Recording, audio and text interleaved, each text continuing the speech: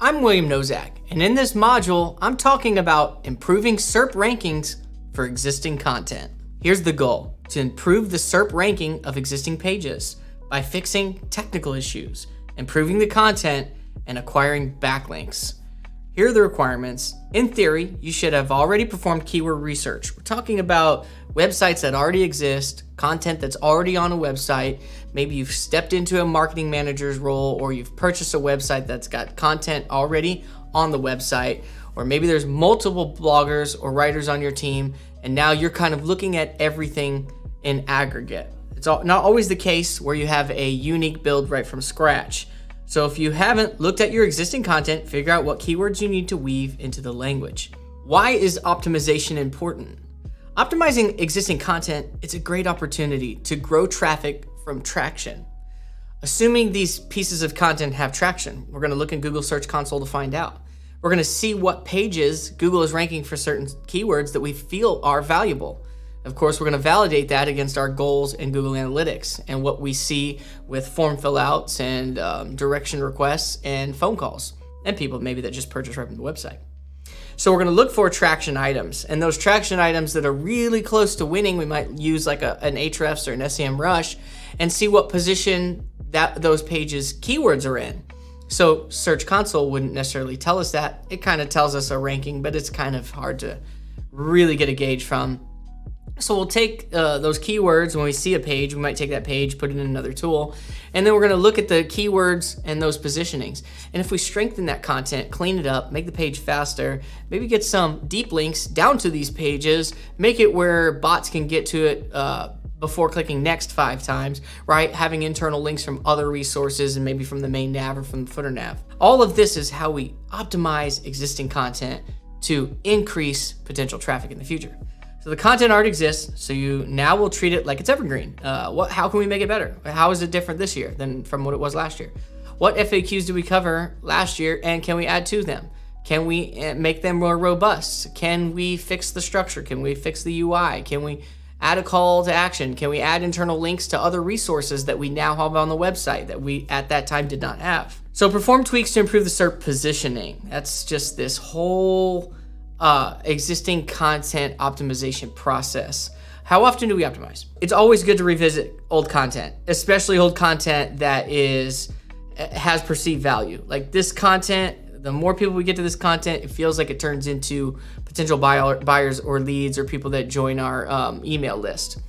So really depending upon the pages, because there could be pages that just win really well, but it has zero opportunity of turning into potential leads. And so that content's good. That's authoritative, helps us get featured snippets and helps us get seen at the top of the funnel. And these are all good things. But when we find pages that we're like, man, this is a convertible page and it's really close, those are the pages we might put in our list of these are pages we want to continually optimize and continually check our rank positioning and how it's changing against keywords and how many keywords those pages are now showing up in the SERPs. Is it more? Is it less? Are we moving up for the right keywords that we think are good when we hit position 1 and 3? Is it actually turning into leads like we thought when it doesn't? Because it won't all the time. We might reposition that content to target some different keywords or leave it there and start on another piece. So every piece of content should be revisited minimally once a year, more times if it's more important, all the time if it's extremely important. But yeah, minimally once a year. And some things that just that aren't evergreen and they're just kind of seasonal, you don't have to revisit those things. So who does this? Whoever's responsible for supervising the content creation and SEO, whoever's looking in third-party tools, whoever's looking in Google Analytics, whoever's looking in Search Console, these are the people that are going to tip us off to, hey, we've got something really close. Here's what we thought it would rank for. Here's what it's ranking for. Here's how we wrote the structure, because we've got that in a document. Here's the length. Here are the different components, the elements, the H1s, H2s. Here's the keyword that we really focused on, or cloud that we focused on, or the topic. Maybe we add some more content or really kind of shift our purpose. This content can really soar. That's when we add annotations in Google Analytics, when we've got a good piece that's really close to being great, and we make some assumptions, we make some changes, we add annotations because you may get it wrong. So audit the page, audit existing pages for opportunities. This is looking at Search Console, Ahrefs, any other tool that's going to tell you how's the page doing, how old is it? How many deep links does it have? How deep on the site is it? You might use Screaming Frog to figure out how many blogs you have, 3 levels away from home. You got your home to 0. If I click something away from home, be level 1. If I have to click that page to get to the next page, be level 2.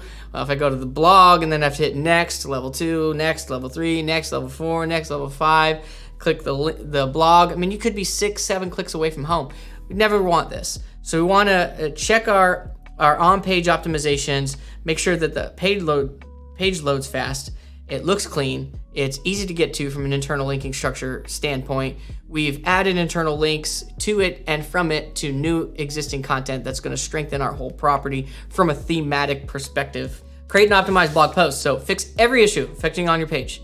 We run Ahrefs audits, we run Screaming Frog audits, we run Google Lighthouse audits, we do manual checks, visual viewport checks, tap target checks. We're doing any type of check that might give us a slice of information that tells us we could do something better for the bots. At the same time, when we make these adjustments for the bots, we're hopefully making adjustments that make sense for end users too. Not linking to 404s, not linking out to HTTPs, making sure the protocol is set HTTPS, it's all secure, the images aren't too big, loads fast, everything is concise and cohesive, the content stays within scope, there are other resources I can get to, and I can buy from you if I'm looking to buy from you. Why is it so hard for me to get into your funnel? Why are we making it so hard for me to buy from you? Like, all of these things, we want to fix these things so that we can get more sales, more leads down into the pipeline. So conduct a link building campaign. This is tricky. Good content garners leads naturally, links naturally. So as you write really good authoritative content, if you can write white papers, if you can put out research and statistics that other people can't, this gives you a leg up because you become an authoritative source. You can source your own material, then people start to source your material and they need to give you credit if they're going to use some of your stats or your numbers or say something that you are the one that did the research. The rest of the stuff out in the internet is all rewritten anyway. It's all shared and repurposed and copied. But when we say something specific that we've generated or it's from our mouth and our perspective, that's certainly our material and it's specific to us. And we like when other people use it to at least source us or cite us. And so that's going to be a big one chunk of your link gaining activities. One is sharing it in social medias, getting people to share it in their social medias. And then also sometimes we have to outreach to other websites that are linking to resources like the ones we've created and ask them manually, do you mind linking to this, putting it next to that one that says you should do these, and here's our post that says you shouldn't do these. And so we can help people strengthen their resources by giving them something high quality. It's very hard to do that because there's so much spam going on right now with people outreaching all the time. Hey, I should be writing for your blog. Hey, here's a nice piece I wrote for your blog. It's really obnoxious. And really most people just swipe those in the trash can because we get them about 30 times a day. Really, it's going to have to be around relationship building, finding out what they need, and then saying, look, I'm willing to write this on your site with just a bio link back to the main site, or write one on our site and allow them to source some of it and link back to the whole copy. There's some really good, clean ways to do this. Have to get links. Still very important for the property, deep links and links to the homepage. And then if we can only garner links to the homepage, certainly we want to link to the home from the homepage in the nav and some other areas to some important resources. Of course, the homepage is the most important page, but every page that acts like a homepage is also the most important page for those things. Like our service pages, those are the homepage for that service. So you have to think of websites as many homepages, and sometimes these blogs are the homepage for those queries. Improve SERP rankings for existing content. If you need to go back, watch it now. If not, I'll see you in the next module.